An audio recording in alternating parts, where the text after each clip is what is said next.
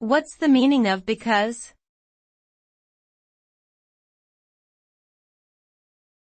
Because.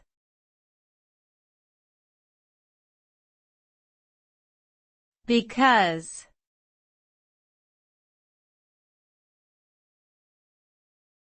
Because.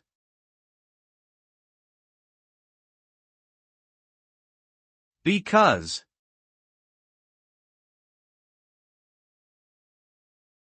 Because is a conjunction used to introduce a reason or explanation for something that has happened or will happen.